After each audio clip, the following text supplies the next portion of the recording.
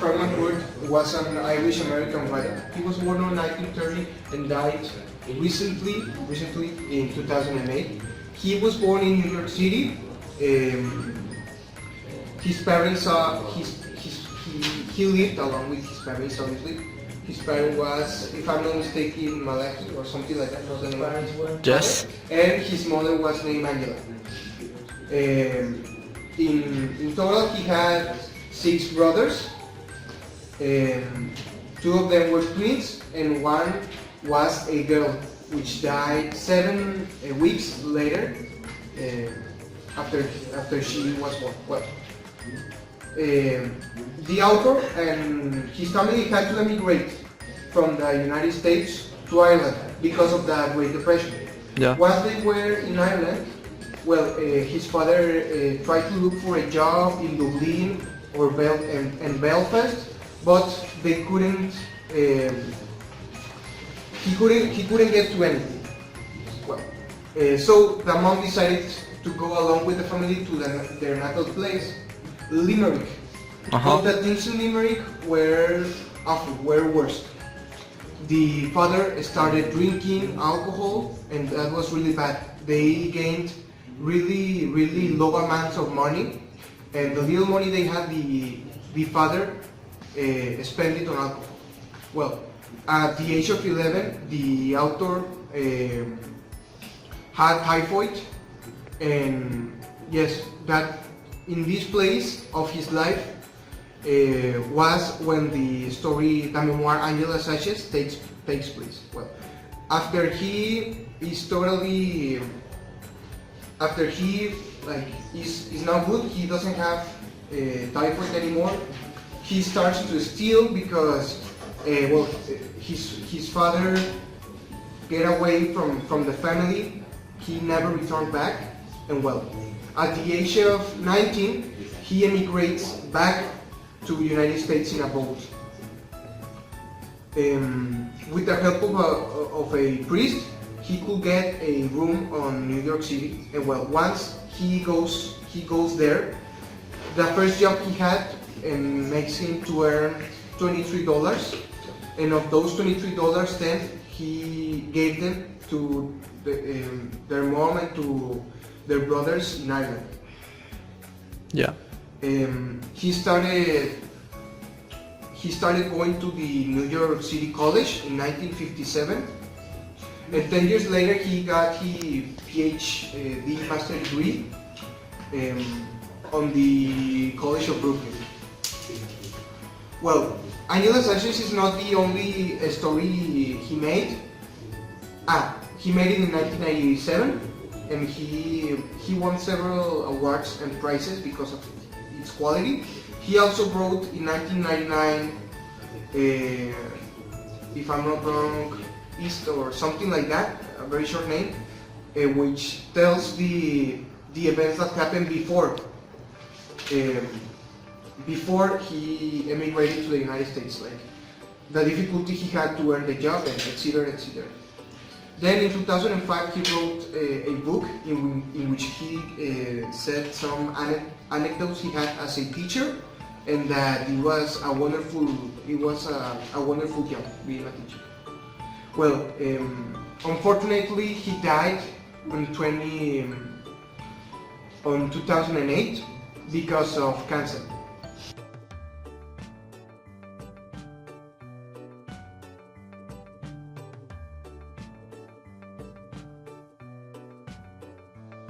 The setting, as we already know, this story is a memoir, so the setting is a memory of the author.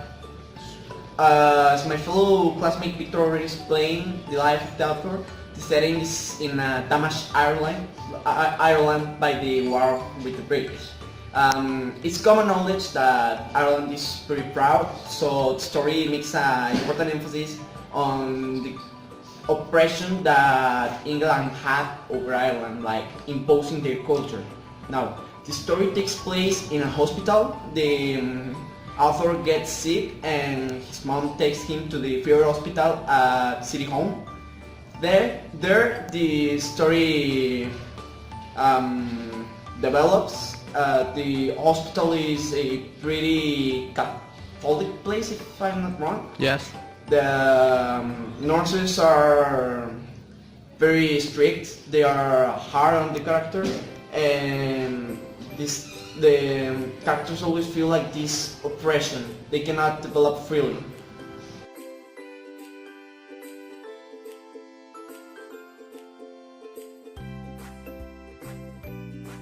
The background in the history is set after the Great Depression hit Ireland, even stronger than it did with the United States. This is making the poor families that live in Ireland even live in a worse condition than they did before. Thanks to this, the father of Frank struggled to find a new job thanks to his northern accent, and the kids usually got mocked at because they had an American accent. Thanks to this, the family relied on the charity of the Society of Saint Vincent de Paul that requires an extensive and humiliating application process. Thanks to this, the father and the mother usually argue about how the father spent all the money of the family into alcohol, and how the process of obtaining the charity money is degrading and humiliating. 1 year later, after all of these events, the two siblings of Frank died of desnutrition and fevers. Thanks to this, the mother falls into severe depression and cannot live in the same house that they did before. So they move into a new house. But every time they move into a new house, each kid dies. So every time they move houses. Each house was poor conditions that they have before. And after all of this, the story begins.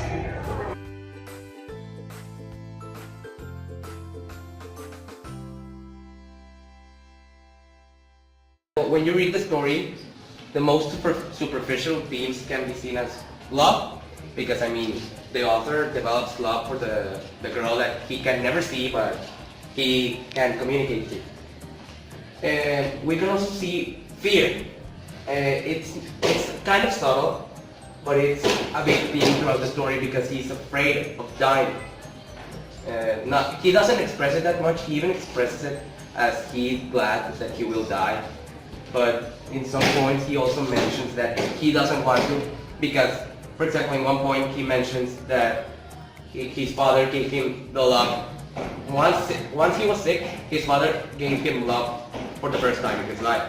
And that's what made him feel a little bit more scared.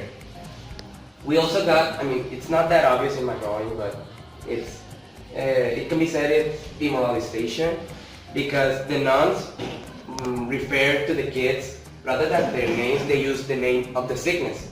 For example, to refer to the author, they use typhoidea. Yeah. And we also got death. I mean, as I already mentioned, there is the fear, but now it's death, because there's the point where the big love of the author, dies.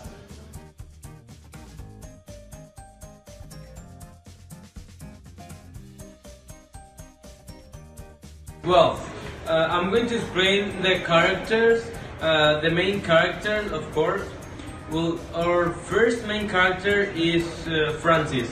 Francis is, well, it's his story, his biography as a child, and so we can see a lot of his insight, a lot of his feelings, a lot of his thoughts, what he's going through when he's angry, when he feels love, when he's scared, when he's ready to die. His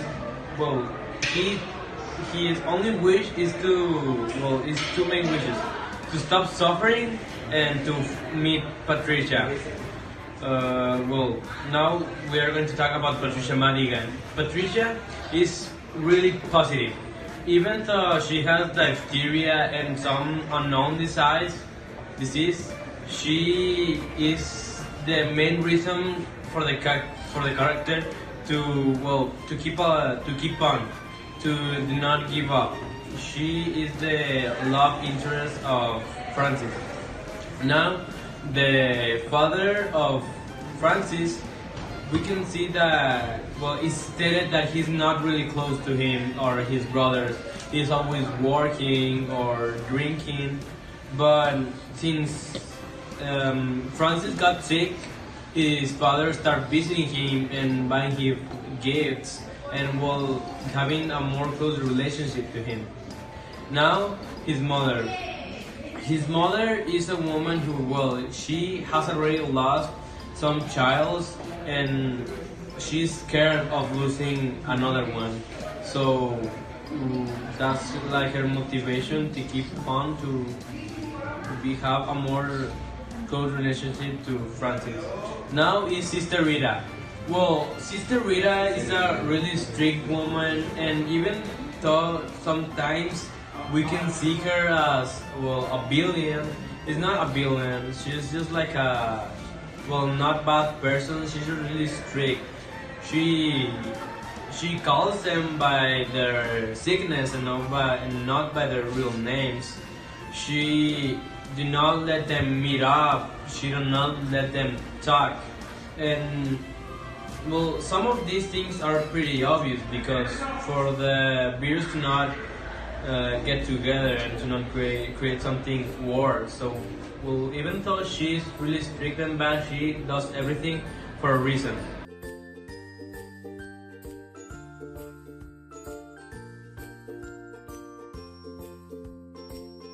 The part of the story is about the portion of the life of the author that he was sick with typhoid. He spent his time sick in a hospital, a Catholic hospital, where he was completely miserable and was ready to die. He didn't want to live. He was treated more like an object that should stay home in the bed all day without doing anything or sharing with anyone. He met a girl called Patricia that had typhoidea that he couldn't see her, but she was in the other side of a wall. Even that wall they still communicated by talking. So when the nurses realized that those patients were talking, they decided to move them so to avoid any contact with the diseases that they had. But the janitor helped them communicate by giving them the messages that they had, gifts, etc. etc. The boy starts to get healthier and happier each time that he starts to talk with Patricia, and in a time he leaves the hospital. But when he leaves, he realized that Patricia died because of the typhoid. He was really sad, but the janitor helps him to feel better about that, and that's the story in the big scheme.